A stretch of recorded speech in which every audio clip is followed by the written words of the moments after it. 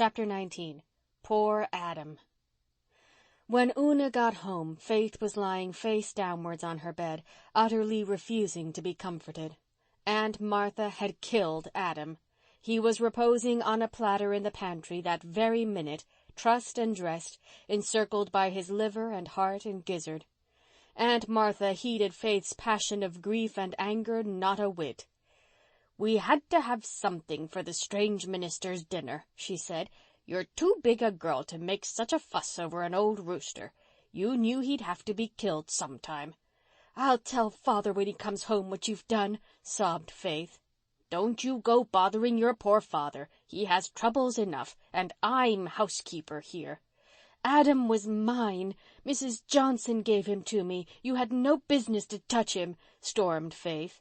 "Don't you get sassy now. The rooster's killed and there's an end of it. I ain't going to set no strange minister down to a dinner of cold boiled mutton. I was brought up to know better than that, if I have come down in the world." Faith would not go down to supper that night, and she would not go to church the next morning. But at dinner time she went to the table, her eyes swollen with crying, her face sullen. The Reverend James Perry was a sleek, rubicund man, with a bristling white moustache, bushy white eyebrows, and a shining bald head. He was certainly not handsome, and he was a very tiresome, pompous sort of person. But if he had looked like the Archangel Michael and talked with the tongues of men and angels, Faith would still have utterly detested him. He carved Adam up dexterously, showing off his plump white hands and very handsome diamond ring. Also, he made jovial remarks all through the performance. Jerry and Carl giggled, and even Una smiled wanly because she thought politeness demanded it. But Faith only scowled darkly. The Reverend James thought her manners shockingly bad.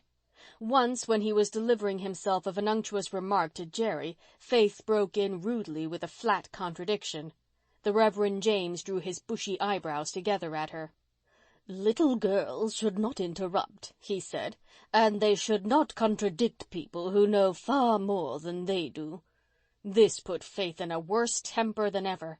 To be called little girl, as if she were no bigger than chubby Rilla Blythe over at Ingleside.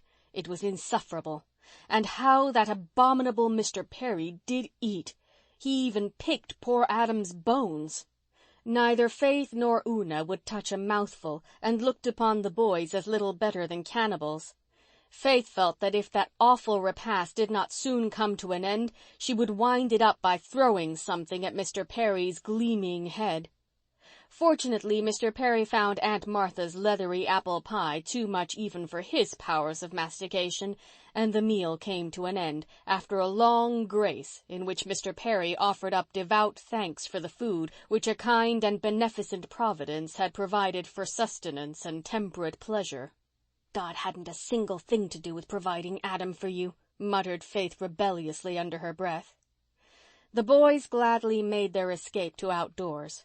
Una went to help Aunt Martha with the dishes, though that rather grumpy old dame never welcomed her timid assistance, and Faith betook herself to the study, where a cheerful wood fire was burning in the grate. She thought she would thereby escape from the hated Mr. Perry, who had announced his intention of taking a nap in his room during the afternoon. But scarcely had Faith settled herself in a corner with a book when he walked in and, standing before the fire, proceeded to survey the disorderly study with an air of disapproval. "Your father's books seem to be in somewhat deplorable confusion, my little girl," he said severely. Faith darkled in her corner and said not a word. She would not talk to this creature.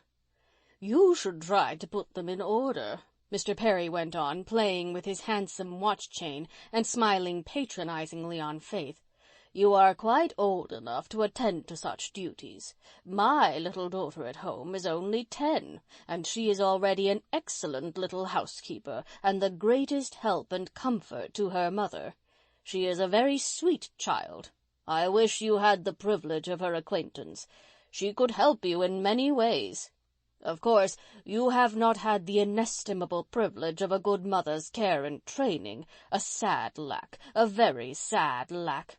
I have spoken more than once to your father in this connection, and pointed out his duty to him faithfully, but so far with no effect. I trust he may awaken to a realization of his responsibility before it is too late. In the meantime, it is your duty and privilege to endeavour to take your sainted mother's place.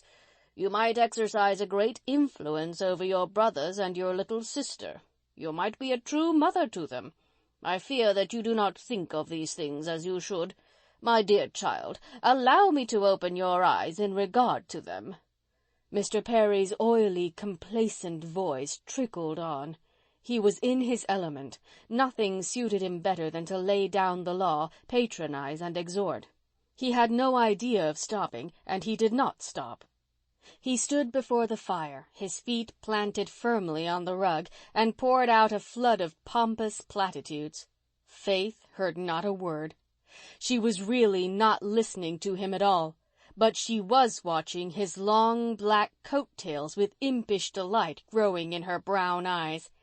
Mr. Perry was standing very near the fire.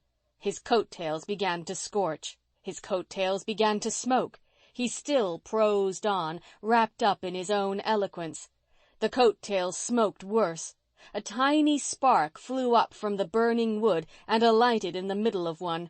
It clung and caught and spread into a smouldering flame. Faith could restrain herself no longer and broke into a stifled giggle. Mr. Perry stopped short, angered over this impertinence. Suddenly he became conscious that a reek of burning cloth filled the room. He whirled round and saw nothing.